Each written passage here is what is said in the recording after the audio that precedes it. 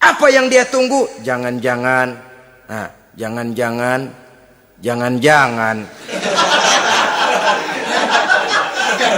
Ini biasanya tanggal segini sudah keluar, ini kok belum. Waduh, jangan-jangan. Makin merana lah dia. Tidak ada lagi ketentraman dalam hidupnya. Assalamualaikum warahmatullahi wabarakatuh. Waalaikumsalam warahmatullahi wabarakatuh. Bismillahirrahmanirrahim. Alhamdulillahi rabbil alamin. Wassalatu wassalamu ala asyrafil anbiya'i wal mursalin, imamil muttaqin, sayyidil ghurril muhajjalin, sayyidina wa maulana Muhammadin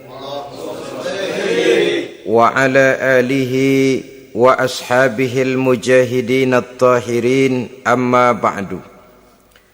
Saudara-saudara kaum muslimin rahimakumullah. Di zaman Rasulullah sallallahu alaihi wasallam adalah seorang pemuda bernama Ikaf bin Khalid. Ia seorang pemuda yang ganteng, sehat, tidak impoten, suka bergaul dengan wanita, suka pesta, dan memang ia orang kaya. Ia selalu menunda-nunda perkawinan dengan berbagai alasan-alasan yang tidak syar'i. Sampailah keadaan Ikaf bin Khalid ini kepada baginda Nabi, sehingga ia dipanggil oleh baginda Nabi.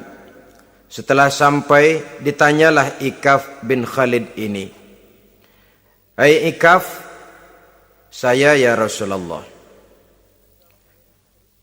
Kau sudah punya istri?" "Belum ya Rasulullah." "Juga tidak punya budak sahaya?" "Tidak ya Rasulullah." "Dan badanmu sehat?" "Sehat ya Rasulullah." "Kalau demikian," kata Rasul, "kau ini teman setan.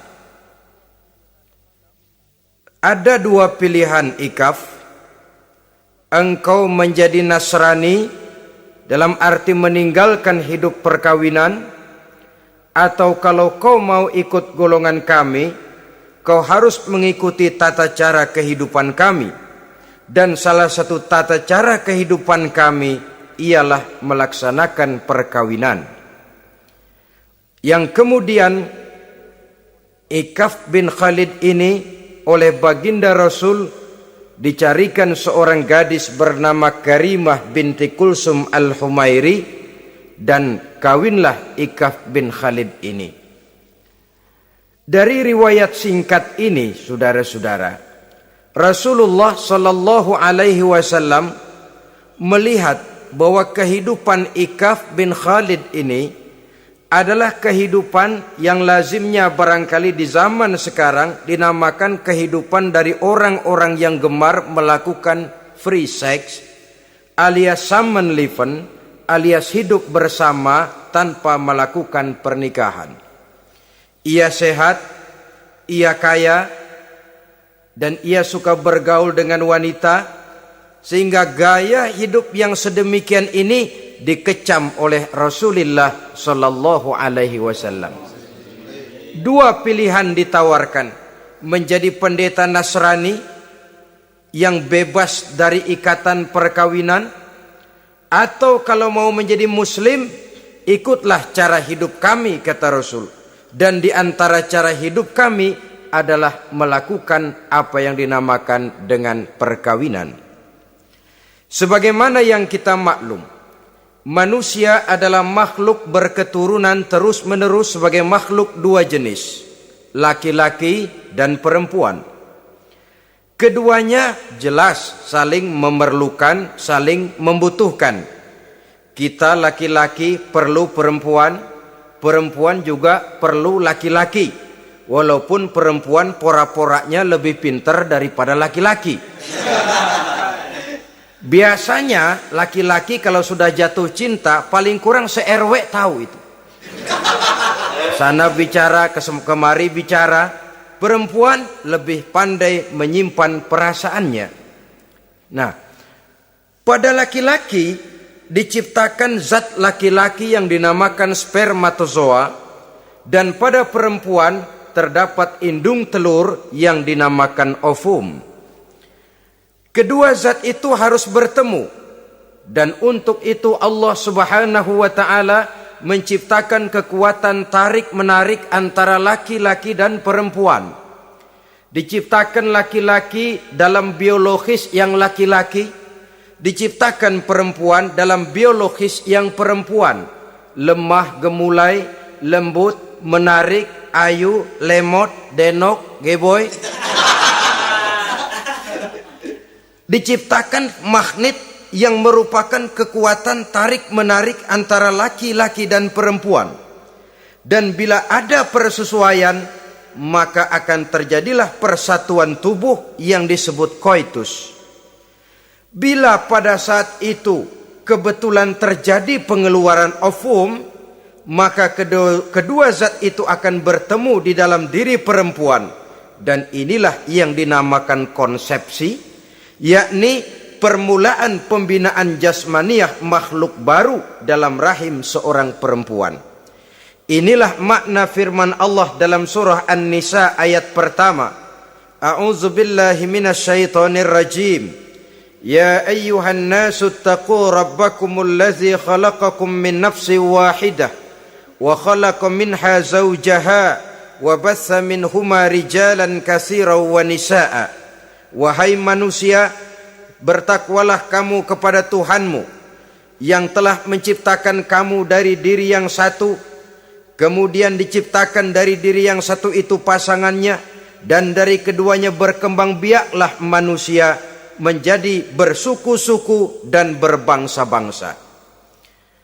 Pada contoh lain, dari proses pembentukan jasmania makhluk manusia dalam rahim ini, Al-Baqarah 223 menjelaskan bahwa seorang laki-laki adalah seperti petani, seorang perempuan adalah seperti ladang. Petani adalah yang mencangkul sawah, menebarkan benih, sementara ladang adalah tempat bersemayam benih-benih itu, tempat dia tumbuh dan berkembang membawa manfaat bagi kehidupan ini. Dengan bahasa yang indah Quran mengatakan, nisa'ukum harthul lakum fa'tu harthakum anna syi'tum. Istri-istrimu adalah laksana sawah ladang bagimu, maka cangkulah, datangilah sawah ladangmu menurut cara yang kamu suka. Saudara-saudara kaum muslimin rahimakumullah, belakangan ini orang sering membicarakan pendidikan seks bagi anak-anak. Menurut pendapat saya, walaupun itu diperlukan, tapi tidak harus dilakukan secara menggebu, dan masih banyak hal-hal mendesak lainnya yang lebih perlu dibicarakan ketimbang bagaimana memberikan pendidikan seks kepada anak-anak kecil. Barangkali yang memerlukan, yang sering bertanya tentang seks cuma terbatas kepada anak-anak kecil di kota-kota besar, yang oleh perkembangan teknologi dan komunikasi, daya pikirnya memang sudah sedemikian maju. Tapi berapa ribu jumlah anak-anak kecil yang semacam itu? Selebihnya puluhan juta anak-anak kecil yang tinggal di daerah-daerah terpencil, di provinsi-provinsi lain, di luar keramaian, yang sama sekali belum perlu untuk hal-hal yang semacam itu. Haruskah cuma untuk membela yang 1.000 atau 2.000 orang ini saja, lalu kita mengabaikan yang puluhan juta adanya? Kita masih harus membicarakan bagaimana kurikulum pendidikan yang mapan. Kita harus membicarakan bagaimana sistem pendidikan yang memadai. Saudara-saudara, Quran sendiri harus kita katakan berbicara soal seks, tapi gaya bahasanya sopan. Ajaran yang terkandung di dalamnya luhur, tidak terbuka belak-belakan, saya khawatir disalahgunakan nantinya. Maklum ya, yang namanya anak-anak, sifat yang menonjol pada dirinya itu adalah hubbut taklid. Senang meniru. Apa yang dia lihat, apa yang dia baca, apa yang dia tonton, biasanya ingin dia terjemahkan dalam kehidupannya. Kadang-kadang kalau habis baca komik Superman, dia kepengen jadi Superman. Itu anak kecil. Habis baca buku Si Buta dari Gua Hantu misalnya, pengen jadi si buta dari gua hantu, nyari kayu bikin tongkat. Biasa, itu watak yang namanya hubbut taklid. Sekarang kalau kepada anak-anak semacam itu sudah diberikan pendidikan seks, saya khawatir. Kadang-kadang tidak dididik saja sudah lancar kok. Apalagi kalau sampai dilakukan pendidikan, khawatir disalahgunakan. Saya katakan tadi, Quran juga misalnya Al-Baqarah 223 ini bicara soal seks, tapi sudah lihat gaya bahasanya. Nisa'ukum harsul lakum fa'tu harthakum anna syi'tum. Istrimu adalah sawah ladangmu, cangkulah sawah ladangmu menurut cara yang kamu suka. Mau cangkul sambil mundur juga boleh.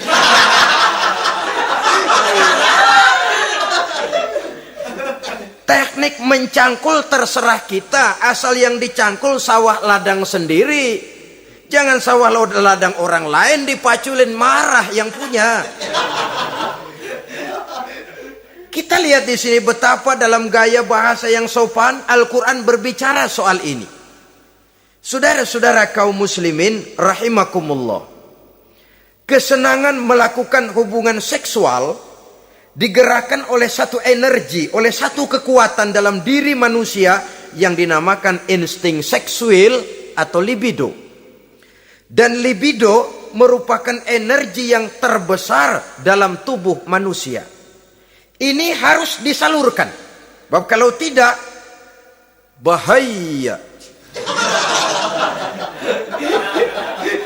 Saudara tahu bahaya itu lebih bahaya dari yang bahaya. Pakai tasdid dia, bahaya. Insting seksual apabila tidak disalurkan bisa menimbulkan berbagai macam gejala-gejala yang bisa mengganggu kesehatan diri atau mengganggu lingkungan. Nah, Islam tahu itu. Islam pun tidak ingin menghilangkan nafsu. Islam memberikan legitimasi penyaluran libido, penyaluran insting seksual melalui pintu yang disebut nikah. Dengan demikian, nikah merupakan pintu legitimasi untuk manusia di dalam ia menyalurkan insting seksualnya atau libidonya atau kecenderungan untuk melakukan hubungan seksual.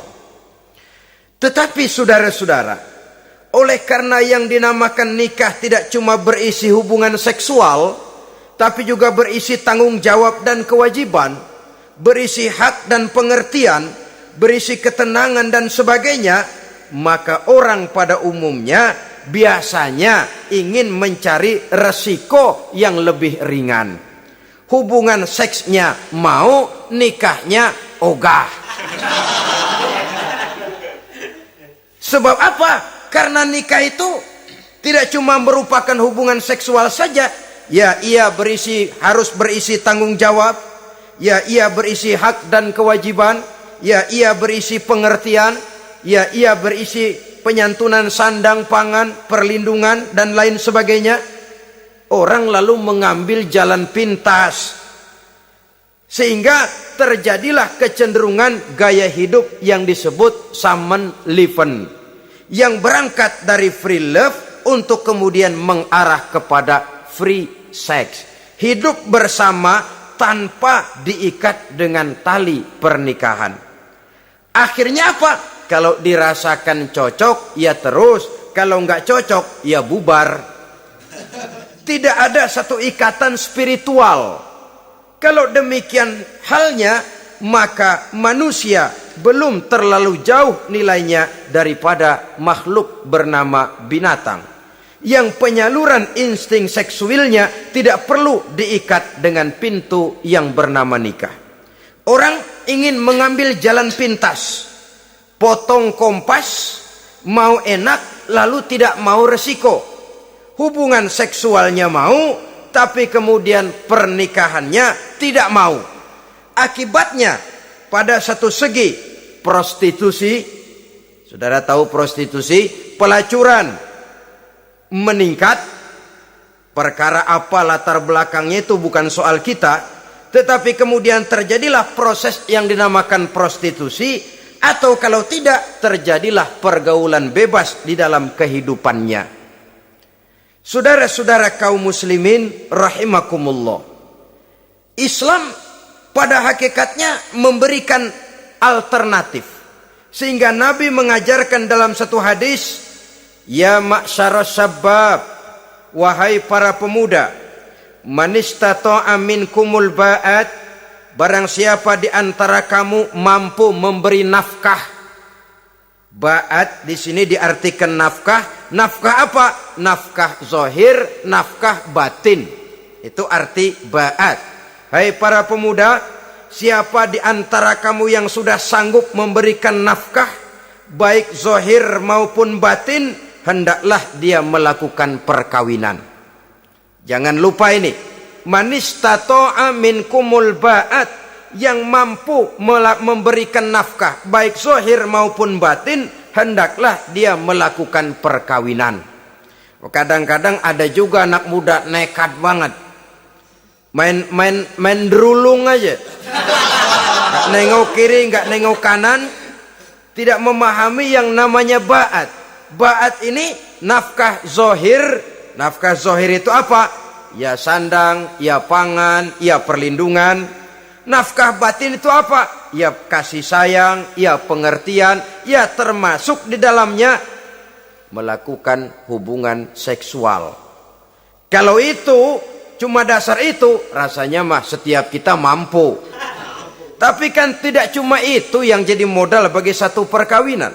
Siapa di antara kamu yang sudah mampu memberikan nafkah, hendaklah dia kawin.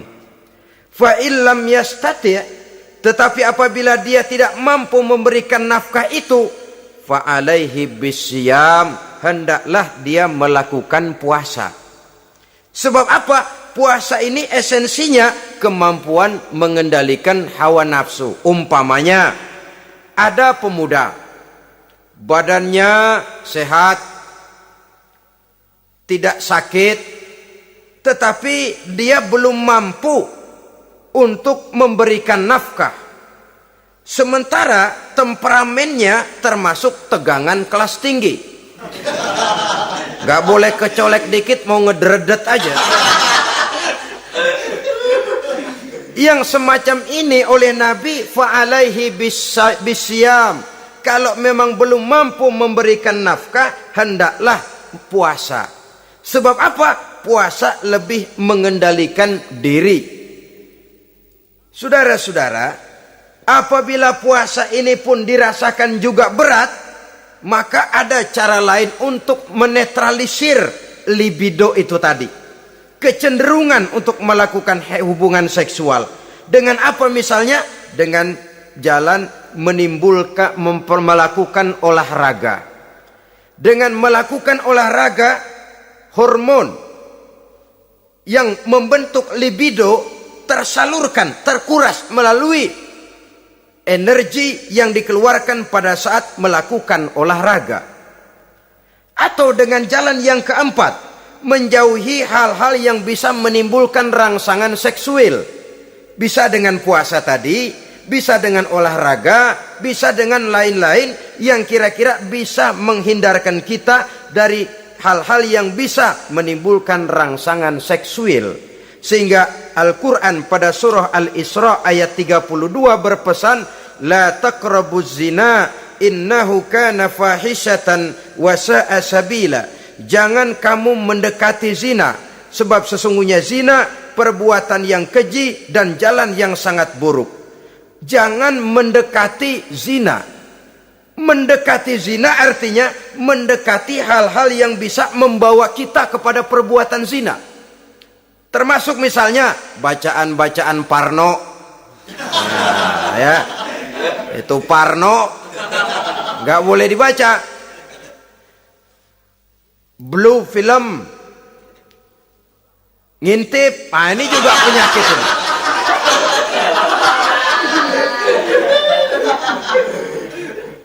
Itu termasuk dalam larangan la taqrabu zina. Jangan kamu mendekati hal-hal yang bisa menyebabkan kamu jatuh kepada zina.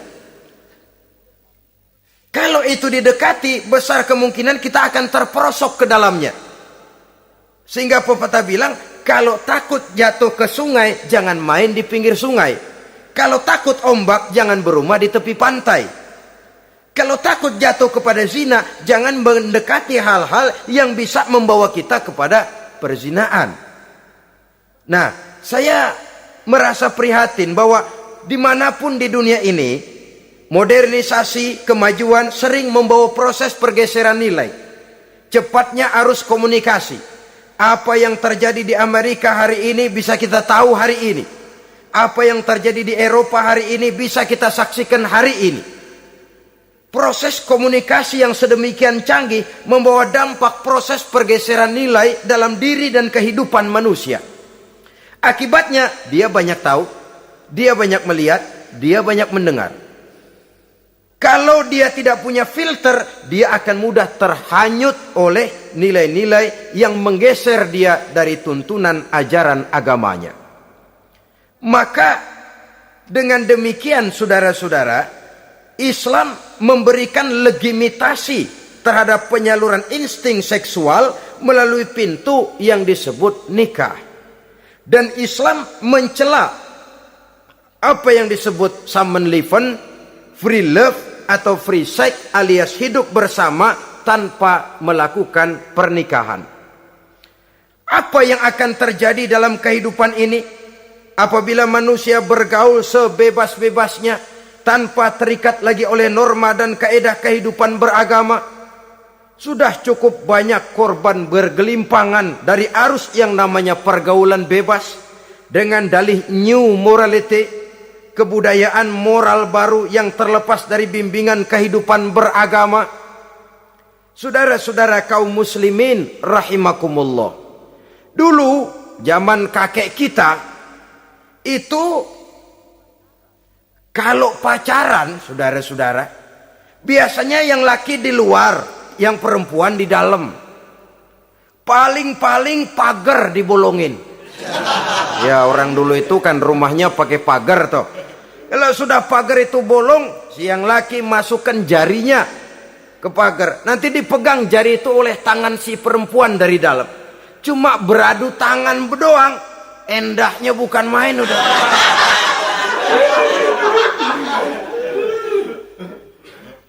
Sekarang saudara-saudara, saya lihat kayak orang beli sepatu. Orang beli sepatu curang banget. Beli mah belum tentu jadi, nyedengin hayo aja.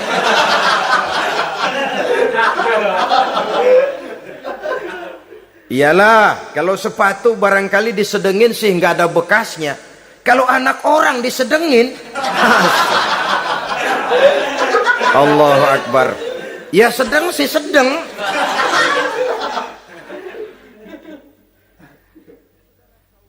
Saudara-saudara kaum muslimin rahimakumullah, terhadap pintu legitimasi ini pun kalau manusia sudah sanggup melakukan ba'at, baik nafkah zahir maupun nafkah batin, kalau itu tidak bisa dia lakukan, hendaklah dia menjaga diri dari hal-hal yang bisa menjerumuskan dia ke tempat zina.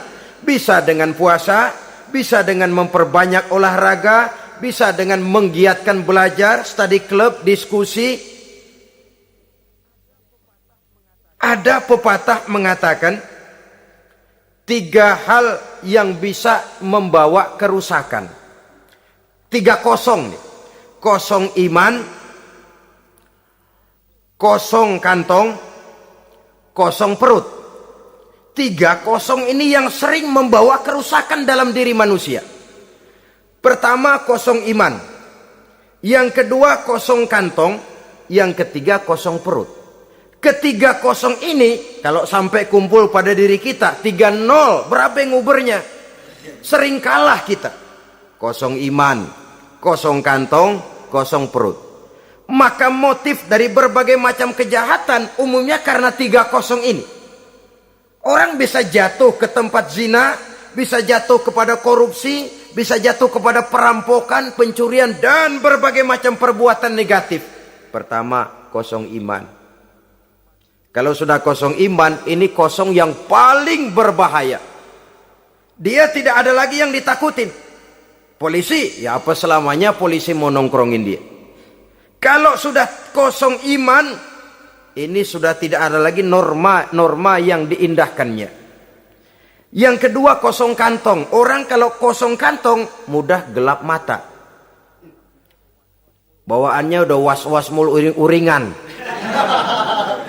Kosong kantong. Yang ketiga, kosong perut. Kosong perut ini lapar, kemiskinan maksudnya bisa membuat orang jadi jahat. Bisa membuat orang menjadi pelacur, bisa membuat orang jadi koruptor, bisa membuat orang jadi penjahat. Itu motifnya karena kosong perut. Dari 3 kosong ini yang paling berbahaya sesungguhnya kalau orang sudah mengalami kosong iman. Perut kosong, kantong kosong, tapi iman penuh, masih ada rem. Ya. Kantong kosong, perut kosong, iman kosong juga, jebol, bablas sudah. Tidak ada rem lagi dalam kehidupannya.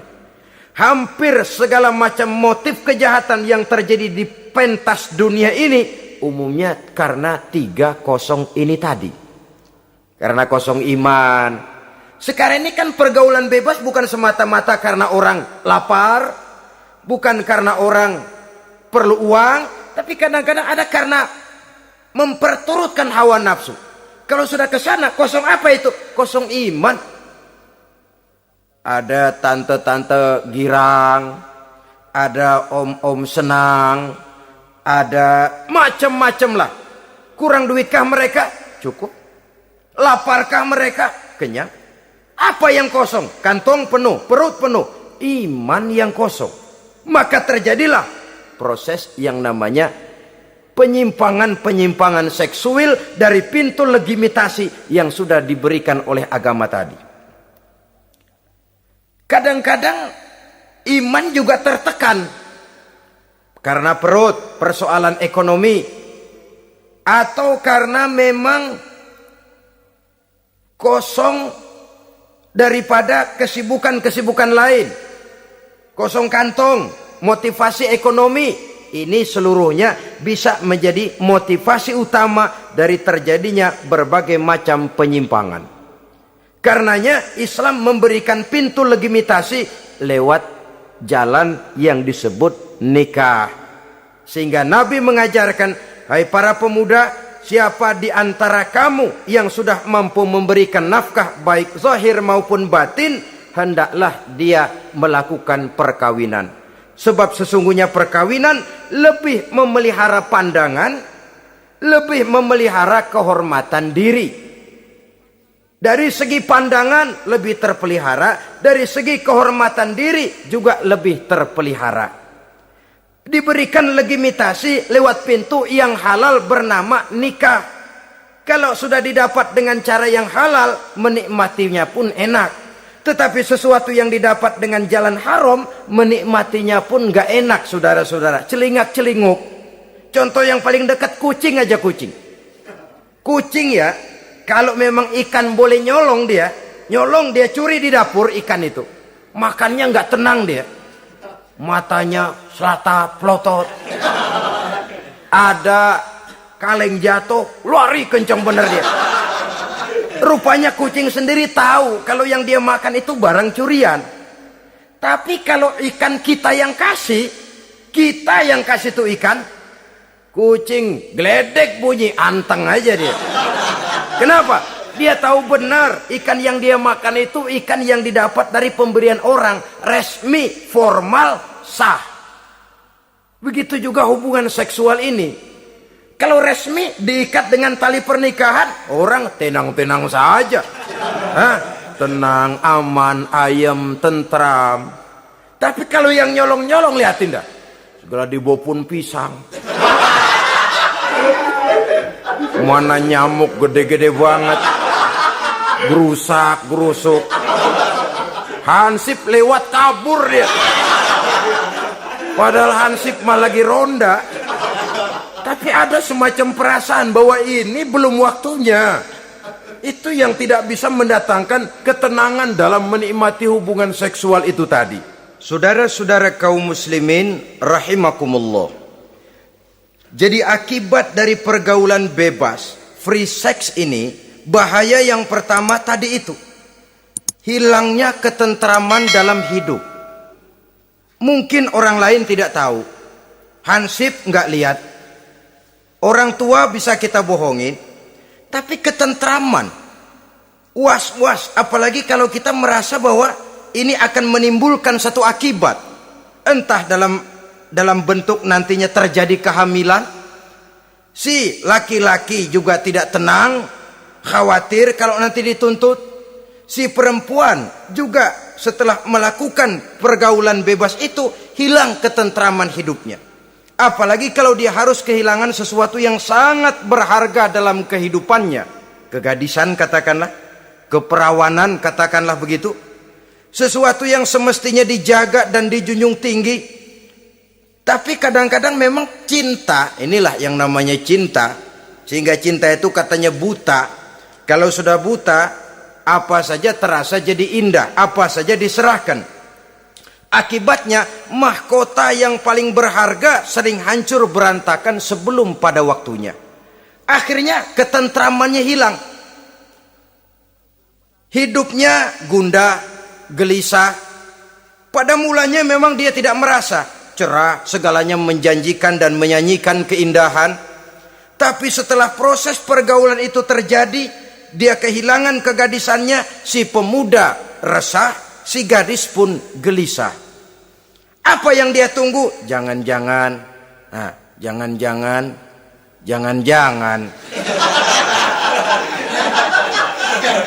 Ini biasanya tanggal segini sudah keluar, ini kok belum. Waduh, jangan-jangan. Makin merana lah dia. Tidak ada lagi ketentraman dalam hidupnya. Akibatnya kegelisahan itu lalu tumbuh dalam hidupnya.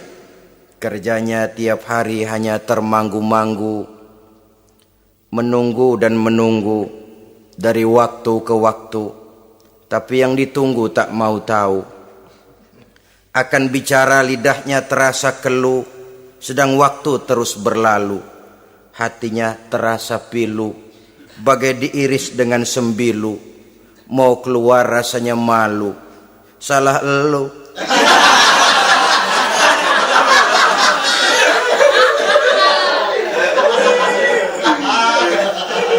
Iya toh, salah elu. Ngapa nggak sabar nunggu penghulu?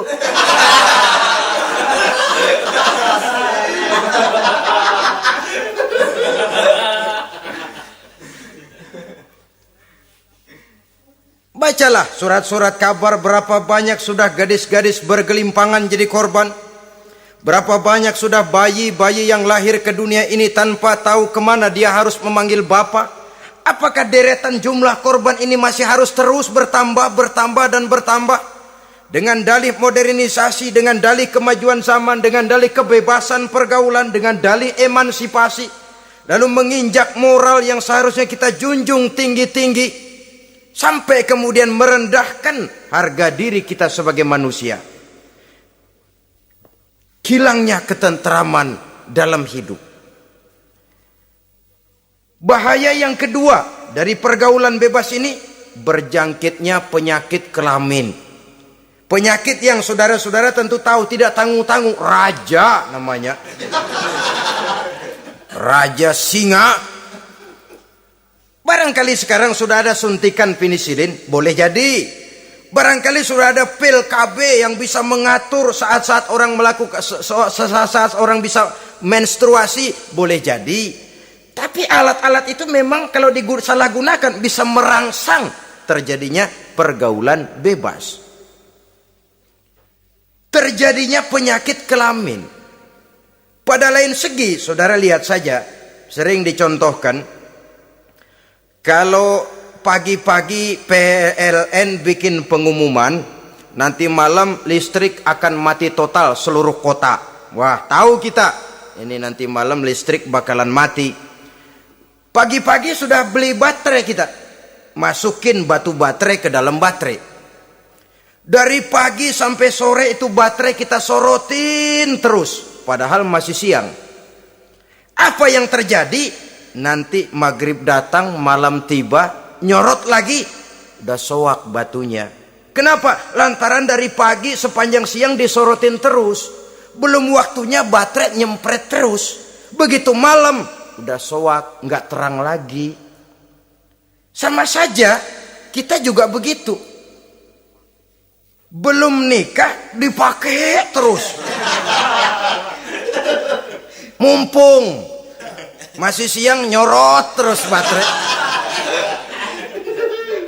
Itu nanti kalau sudah malam masuk pintu pernikahan, baterai bisa soak. Mau nyorot lagi lah, remeng-remeng. Udah nggak punya daya begitu masuk pintu pernikahan, cuma celam-celam doang, saudara-saudara. Kata orang-orang bisa assalamualaikum doang, nggak masuk, keluar lagi udah. Permisi doang. Saudara hadirin yang saya hormati, jadi itu juga termasuk satu jenis penyakit yang nantinya tentu akan merusak dan mengganggu keharmonisan hidup berumah tangga. Apalagi kalau sampai di tempat-tempat yang merupakan prostitusi umum, yang segala macam jenis bisa tumplek-blek di situ. Kita bisa bayangkan jenis penyakit-penyakit yang tumbuh di sana. Jadi dengan demikian saudara-saudara, yang kedua bahaya dari free sex ini bisa menimbulkan penyakit kelamin. Yang ketiga, mengganggu kelangsungan keturunan. Apalah dosanya anak-anak kita kalau mereka harus terlahir dengan membawa penyakit yang diwariskan oleh orang tuanya? Sudah kita ini bersalah, kesalahan itu terus diteruskan oleh anak kita juga. Alangkah kejamnya kelangsungan daripada keturunan. Sehingga dengan demikian saudara-saudara, kalau Islam memberikan pintu legitimasi lewat aturan yang disebut pernikahan atau perkawinan, maka itu memang untuk kepentingan dari kemanfaatan manusia itu sendiri. Penyakit yang keempat dari bahaya free sex ini, kita tahu bahwa seks memperturutkan nafsu seks itu sama dengan bayi. Bayi kalau nggak disapi, saudara-saudara, disapih ya, diberhentiin nyusu, itu sampai SMP SMA juga ngempeng terus dia. Kadang-kadang seorang ibu kan berat, aduh anak saya mau disapih, kasihan. Terus jangan disapi, sampai SMA masih ngempeng dia. Nafsu begitu, kalau diperturutkan, tidak diblokir, ya terus dan terus. Umumnya nggak ada orang yang nggak ketagihan kalau sudah melakukan hubungan seksual. Sehingga ada orang terlambat nikah, ketika ditanya bagaimana kamu nikah, nyesel kenapa? Kalau tahu enak dari dulu aja.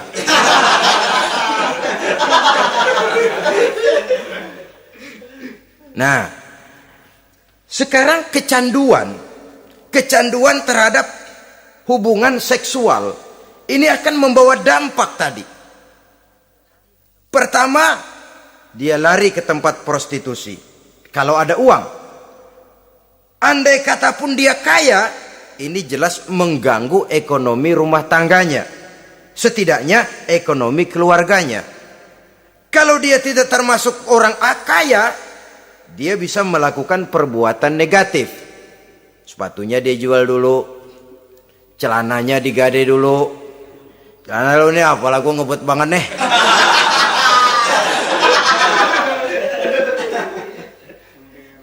Itu sudah mengarah kepada ekonomi. Belum lagi penyakit yang kelima, bahwa free sex ini bisa membawa kehancuran karier. Saudara lihat ya, walaupun tidak karena free sex sepenuhnya, tapi pengaruhnya Konon Julius Caesar yang begitu gagah perkasa takluk dan bertekuk lutut di bawah kaki Cleopatra. Konon Napoleon Bonaparte, singa daratan Eropa, luas kekuasaannya, besar tentaranya, dia tunduk di bawah kaki Margaret Josephine. Bahkan konon Adolf Hitler yang begitu luar biasa cuma tunduk kepada Eva Braun. Baiklah, itu sejarah masa lalu. Yang sekarang yang kita alami, saudara. Betapa seorang senator seperti Gary Hart, calon presiden unggulan di Amerika, brilian, jenius, cerdas, diunggulkan, masih muda.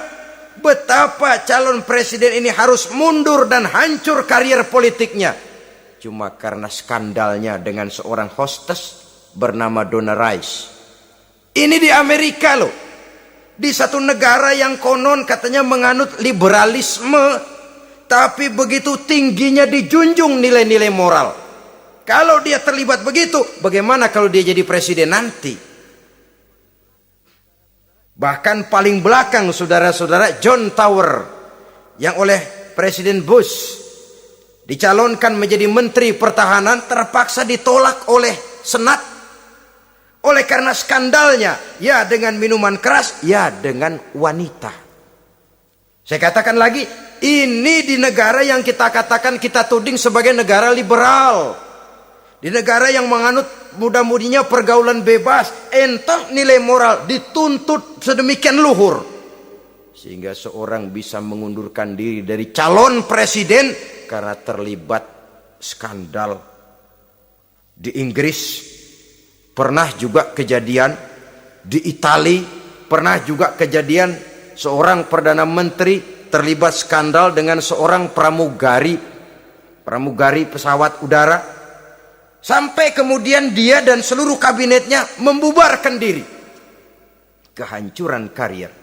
Karena bagaimanapun lemahnya wanita, perempuan sekalipun lemah, saudara-saudara, lelaki yang bagaimana gedenya juga dia telan.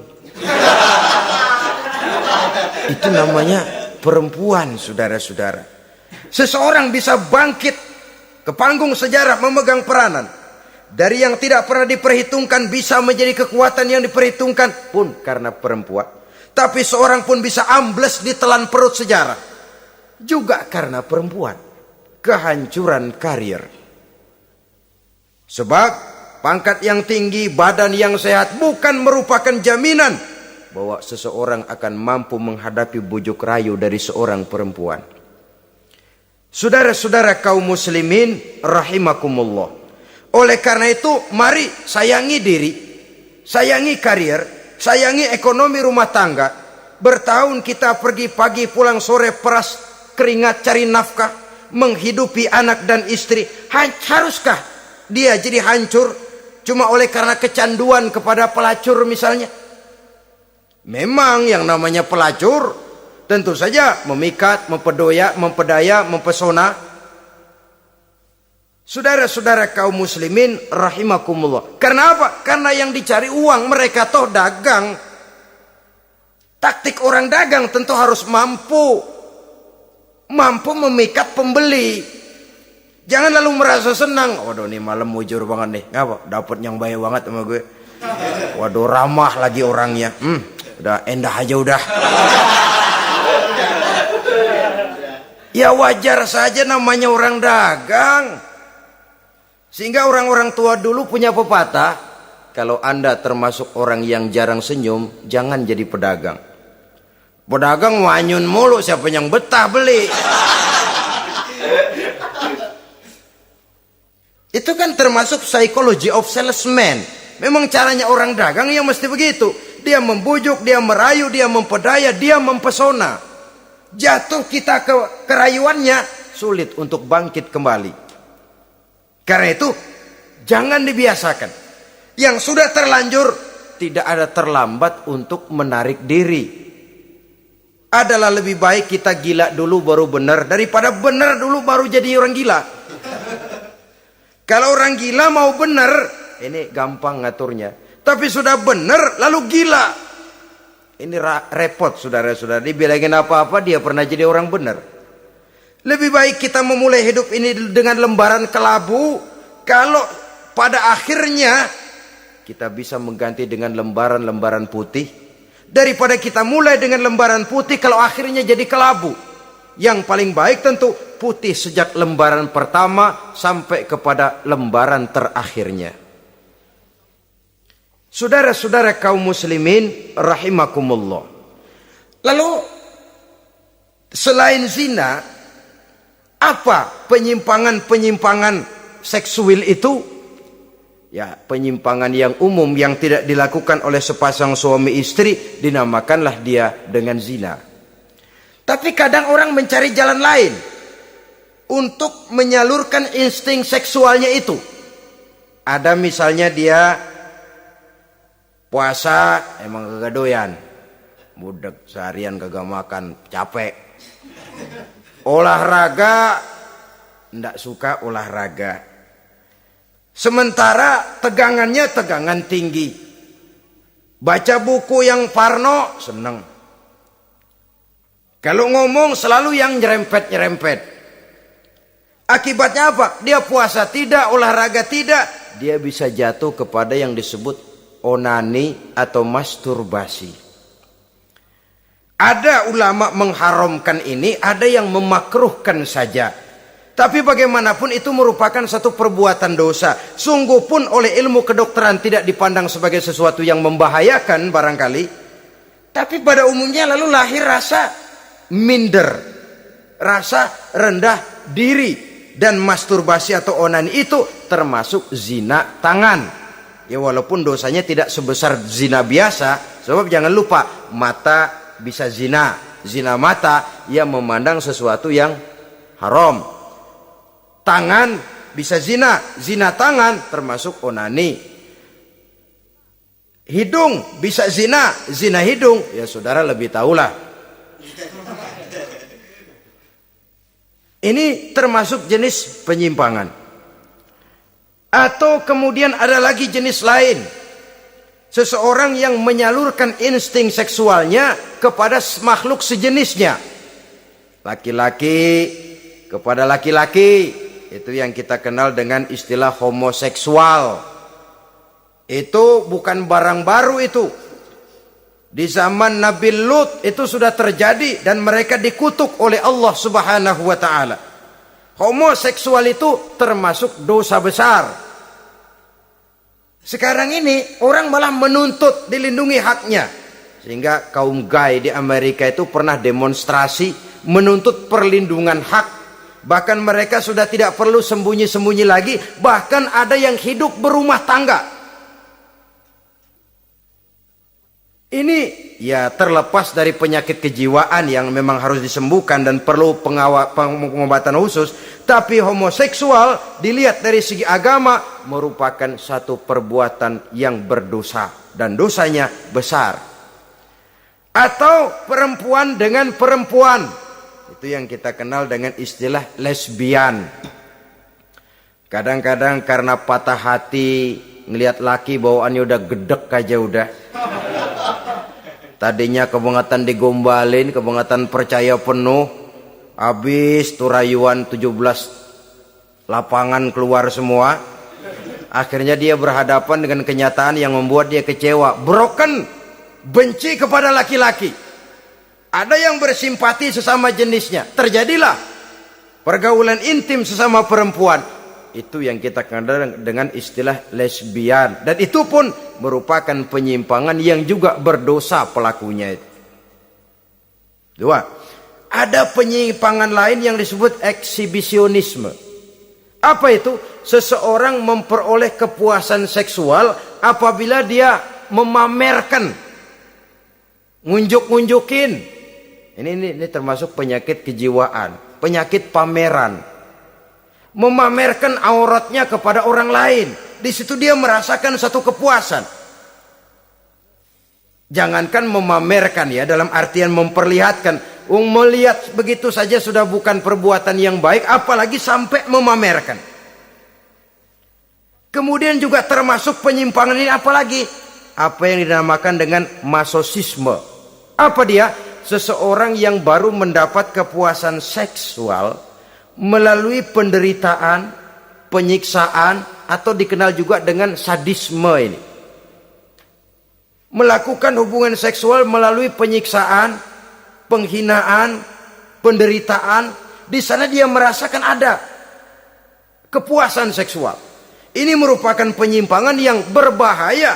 Sudah hubungan seksualnya di luar pernikahan berbahaya dan berdosa besar, membuat orang lain menderita dan sakit, itu juga merupakan suatu perbuatan dosa. Kemudian yang kelima, apa yang disebut dengan pedofilia. Belakangan ini kita sering baca surat kabar atau majalah, ada orang tua berhubungan dengan anak kandungnya sendiri. Inna lillahi wa inna ilaihi raji'un. Ini udah bapak moyangnya dosa ini. Sudah zinanya dosa dilakukan kepada anak kandung sendiri. Bahkan pernah 2 orang anak kandungnya masih SMP digarap sekaligus oleh bapak kandungnya sendiri. La haula wala quwata illa billah. Sudah kayak apa hati orang tua? Anaknya sendiri, bapak moyangnya dosa. Penyimpangan seksual sampai hati seorang bapak bergaul dengan mempergauli. Bahkan kalau mempergauli barangkali mendingan memperkosa anaknya sendiri. Anak kandungnya yang dilahirkan oleh istrinya, itu yang digarapnya. Saudara-saudara kaum muslimin rahimakumullah. Begitulah memang makin maju zaman, makin canggih teknologi, makin canggih juga kriminalitas di dalam dunia ini. Namun seperti kita maklum, polisi punya satu teori. Kejahatan bisa terjadi karena 2 faktor yang dinamakan faktor N dan K. Niat dan kesempatan. Niat ada, kesempatan tidak ada, sulit untuk berbuat jahat. Kesempatan ada, niat tidak ada, tidak jadi orang berbuat jahat. Tapi di antara 2 faktor ini, yang paling utama sesungguhnya adalah faktor N. Faktor niat. Kalau niat sudah kuat, kesempatan bisa diciptakan. Waktu bisa ditunggu, momen bisa dinantikan.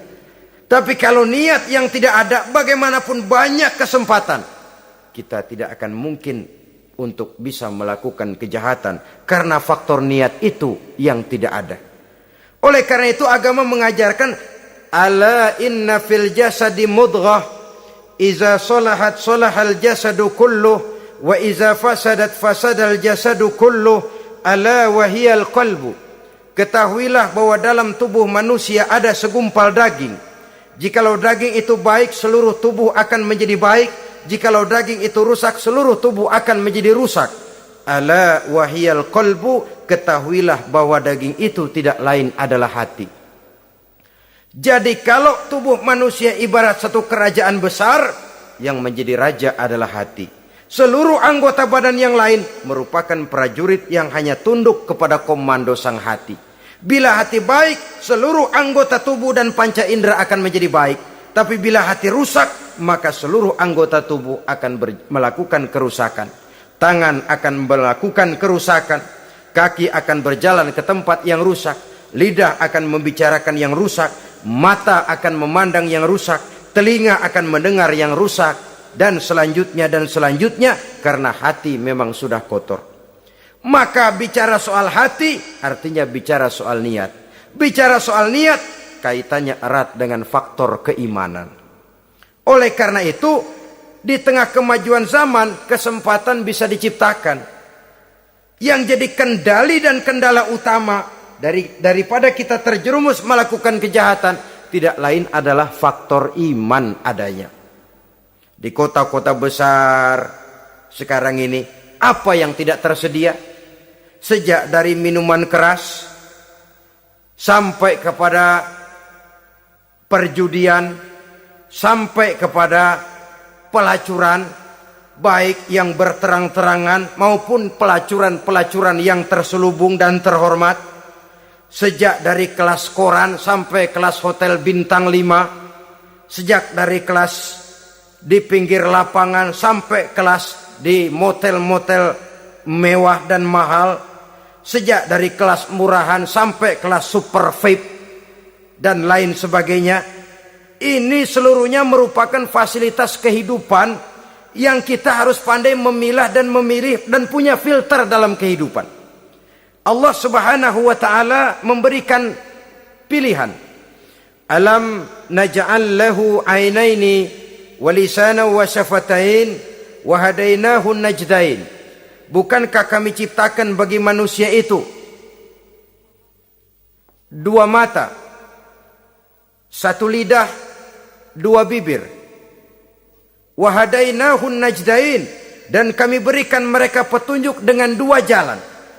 Manusia, ini jalan kanan, ini jalan kiri. Jalan kanan kau tempuh akan sampai ke surga. Jalan kiri kau tempuh akan sampai ke neraka. Sementara jalan ke kanan memang menanjak, banyak onak dan duri. Sementara jalan ke kiri memang kelihatannya menurun, bertabur bunga di kanan kirinya, harum dan mewangi. Falak tahamal aqabah. Kenapa kamu tidak mau menempuh jalan yang menanjak? Ini kecenderungan manusia. Ngapain nanjak, capek.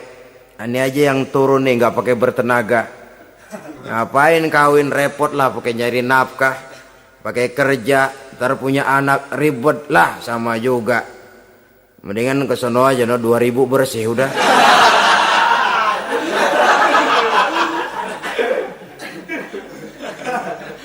Falak tahamal aqabah. Mengapa kamu tidak mau menempuh jalan yang nampaknya menanjak ini, padahal di ujungnya menanti pancaran sinar kebahagiaan? Kau turuni jalan yang kelihatannya menurun ini, padahal di bawahnya menunggu jurang kehancuran yang sangat teramat dalam. Saudara-saudara kaum muslimin rahimakumullah. Dengan demikian, apabila Islam melarang manusia dengan larangan yang keras, jangan terjebak dalam pergaulan bebas, jangan berendam di dalam free sex, sesungguhnya adalah untuk kepentingan daripada manusia itu sendiri. Untuk martabatnya sebagai makhluk yang mulia tetap terjaga, ketenangan dan ketentraman hidupnya tetap terpelihara, jauh dari segala macam penyakit kelamin yang bisa membahayakan dirinya dan keturunannya, membawa kemantapan dan kemapanan di dalam ekonomi, dan juga jenjang karier yang dititinya, jenjang karier yang ditempuhnya. Taruh kata tidak menanjak, tapi juga tidak menurun. Sekurangnya dia bisa mempertahankan apa yang sudah diperolehnya itu. Ad-dunya mata' wa khairu mata'iha al-mar'atus salihah. Dunia ini memang kesenangan, mata', perhiasan. Dan perhiasan yang baik adalah perempuan yang soleh. Perempuan yang soleh yang tidak hanya memberikan kenikmatan jasmani, tapi juga memberikan ketentraman rohani, yang diikat dengan satu tali formal yang dinamakan dengan pernikahan atau perkawinan. Sah baik menurut agama juga menurut negara. Kita bisa menikmati kecenderungan insting seksual tadi dalam satu nada yang tenang, aman, tentram, memberikan kebahagiaan, kepuasan zahir dan batin. Tapi kalau jalan pintas yang kita tempuh, potong kompas yang kita pilih, kita lebih suka jajan, lebih suka ngeteng. Nikah kan berat, bayar mas kawin, bawa uang belanja segala macam. Iya, tapi sekaligus. Setelah itu saudara boleh pakai seumur hidup, asal masih ada napasnya masih bisa dipakai.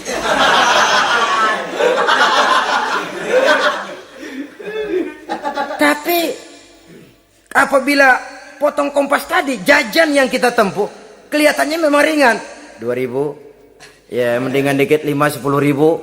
Atau kalau sudah kelas VIP bisa ratusan bahkan jutaan, sekali, 2 kali, 3 kali. Kalau dihitung-hitung bangkrut nggak karu-karuan kita. Maka agama ini diturunkan untuk kepentingan manusia guna membawa kebahagiaan hidup sejak dari dunia sampai ke akhirat. Kepada adik-adik remaja, para pemuda, jika sudah mampu memberikan nafkah, laksanakanlah pernikahan atau perkawinan. Jika belum mampu, maka jauhilah hal-hal yang dapat menimbulkan rangsangan seksual. Boleh dengan jalan berpuasa, memperbanyak olahraga, menggiatkan study club, diskusi dan sebagainya, sehingga kita selamat dari arus pergaulan bebas yang akan merendahkan martabat kita sebagai manusia. Inilah yang kita bicarakan pada pertemuan kali ini. Terima kasih atas segala perhatian, mohon maaf atas segala kekurangan. Usikum wa nafsi bitaqwallah. Wassalamualaikum warahmatullahi wabarakatuh.